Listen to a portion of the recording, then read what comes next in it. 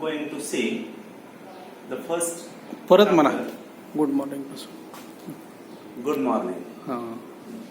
TYBA विद्यार्थ्यांना आपण याच्या अगोदर क्रिटिसिझम हा पेपर चालू केलेला. Criticism paper number 7, introduction to criticism. Now we have seen the first chapter, and in the first chapter there are topics like what is art, what is literature, what is criticism, the nature of literature, the nature of criticism, function of literature, function of criticism, and so on. Now I would like to quote for you one poetic line. You had better not. You had better not look down. लिहित असताना पुढे जा. अहो तुम्ही You काळजी. had better not look down if you want to keep flying. You had better not look down if you want to keep flying. Now this is a poetic line in which the poet says that it is better for you not to look down if you want to keep flying. तसं आपण English विषय घेतलेलाच आहे, special English घेतलेला आहे म्हणल्यानंतर आपण अभ्यास हा मुळापासून केला पाहिजे. सो या लिटरेचरचा क्रिटिसिझमचा नेमका अभ्यास करत असताना काही there are some questions which should be raised in your mind, like pen was English. Pen was English. First taught as a degree subject. As a degree subject in England. आपण इंग्लिश लिटरेचरचा अभ्यास करतोय म्हणजे इंग्लंडचा अभ्यास करतोय, English लँग्वेजचा अभ्यास करतोय. So we should know the socio political religious situation of England in the different kinds of periods which are prescribed for our study. English हा विषय डिग्री सब्जेक्ट म्हणून इंग्लंड मध्ये कधी सुरू झाला? When was it first taught at in England? Then in which institution? कोणत्या institution? या गोष्टी माहित आहेत का आपल्याला? माहित नाही. नंतर until the 19th century or up to the 19th century, where women allowed to take degrees. महिलांना खरं तर डिग्री मिळवण्याचा अधिकार होता का? आणि जर मिळाला असेल तर तो केव्हा मिळाला? In the early 20th century, women could take degrees in England, but they were not allowed to receive degrees. That was the position of the early 20th century. Means up to the 20th century, though there was education, it was limited, it was restricted to the particular classes of the society, then to women. Then was it started. Then it became free, open for all the religions and for all genders.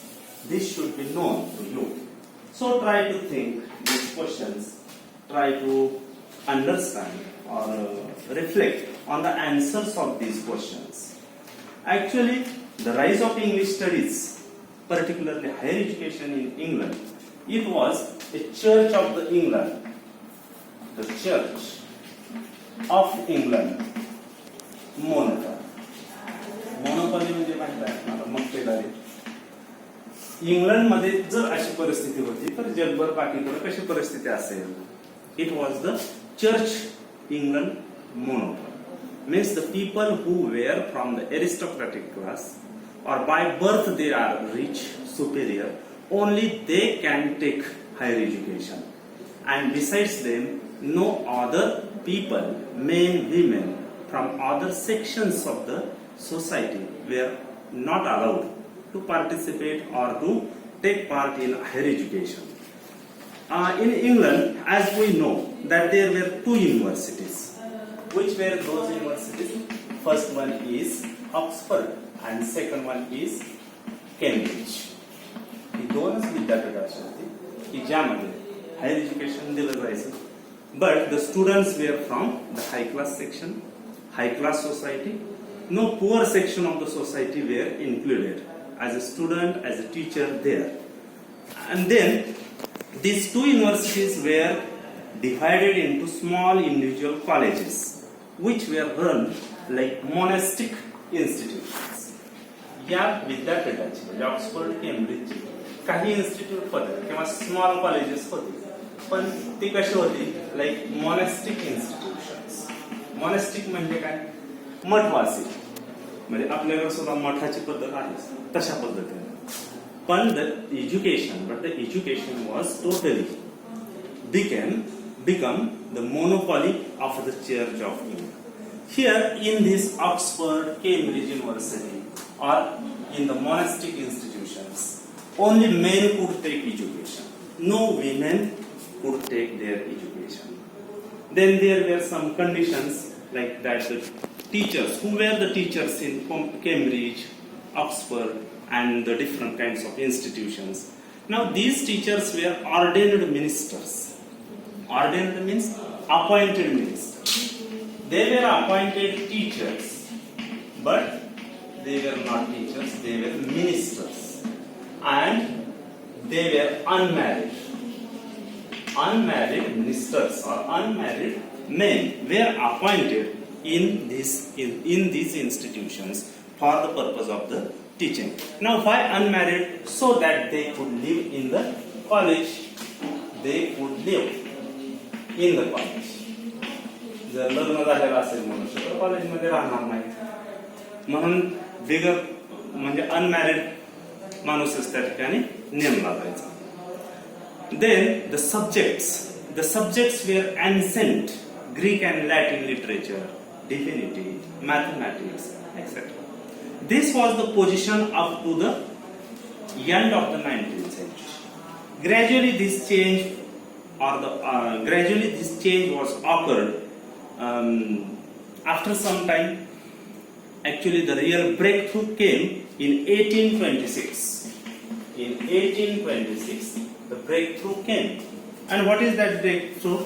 A university college was founded in London for all men, women and to all the people of all the religions.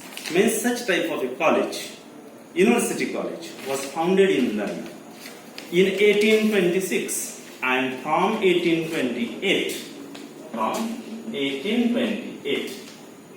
English was offered as a subject for study. Means they appointed this English as a subject for study. And in 1829 the first teacher of English was appointed in that university college. Then we see that King's College is also famous college in London, and that college was started in 1831, and in 1840 F.D. Morris was the first appointed professor of English. First professor of English at King's College. And after that we see that this literature, criticism, that is English studies, gradually took the shape and it began to prosper its branches. After 1840 we see that in Cambridge also or in different colleges, small institutions, there were devoted teachers. There were some devoted teachers who were appointed as a professor of English. Among them was I.A. Richards.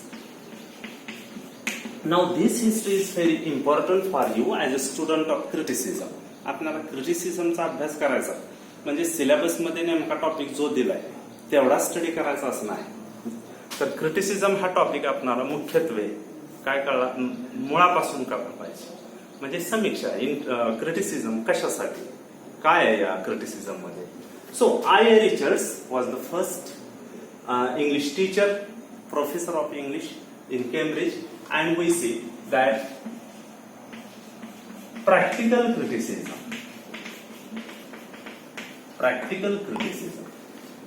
I. Richards gave a shape to the criticism and he gives us practical criticism. Practical criticism is the name of the book written by him. And then his disciple, William Emerson.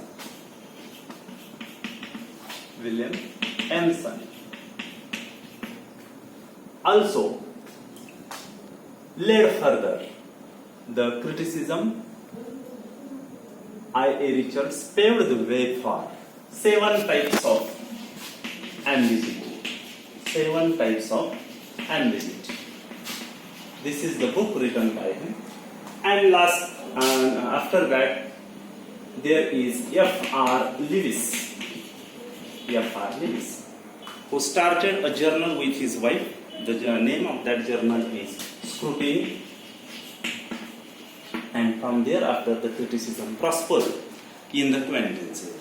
Now, this is the situation. But the main topic, I have told all these things to you only to understand the history of English studies, the history of English literature, and the history of criticism. Now, the main object or the purpose of literature. Purpose of literature means function of literature. What is the function of literature? Why to study literature? साहित्याचा अभ्यास का करायचा? सगळ्यात महत्त्वाचा हेतू काय असतो लिटरेचरचा? की that literature is not for an age, but for all the time. Shakespeare आज नाही, पण त्याने लिहिलेल्या सगळ्या गोष्टी आहेत की ज्या अप्लाय केल्या जातात मनुष्याचं जीवन जगत असताना. Means literature is of timeless significance. So literature is not for an age, but for all time. This is said by Ben Jonson. And the purpose of literature is, what is the purpose of literature? The purpose of literature is the enhancement of life. Enriching life. जीवन सगळेच जगतात. पैसेवालाही जगतो आणि पैसे नसणाराही जगतो. पण जर knowledge असेल तर त्याचं जीवन काय होतं? अधिक समृद्ध होतं, सुखी होतं, आनंदी होतं. नॉलेज नसेल तर पैसे असूनही काय उपयोग नाही. So the purpose of literature is the enhancement of life and the propagation म्हणजे काय? प्रचार प्रसार and the propagation of human values. This is the purpose of literature. Enhancement of life and the propagation of human values. So, here we have to study the literature in order to enrich our life, in order to enrich our ways of living. आपले जीवन जगण्याची जी पद्धत आहे ती चांगली व्हावी, स्वतःला सुखकर असावी आणि दुसऱ्याला सुख देणारे असावे. That is the purpose of literature. And studying criticism along with literature is the another factor here. Then what is the job of criticism? Criticismचा जॉब काय? क्रिटिसिझमचा जॉब कोणता आहे? तर the job of criticism is to interpret the text interpret, then mediate between it and the reader. Means the role of the critic is to work as a mediator. He is a mediator between the text and the reader. Means he tries to explain the text so that the readers can understand that text. For example, teacher काय करतो? शिकवतो म्हणजे he explains the difficult things in a simple language so that students can understand. Same is the duty of the critic. Critic plays an important role in understanding the text, in interpreting the text. That is the duty, or that is the nature and function of literature and criticism. In this short lecture, we have seen the brief history of English studies, how the English was introduced as a subject in university college, in university and college, particularly in London. After that, the situation of India is different. We are going to see it in the next lecture. But today, this is the important information, and you have to note down all these points so that you can understand this paper easily. Okay, if you have any doubts regarding this paper or another paper, you can send your complaints or messages on this.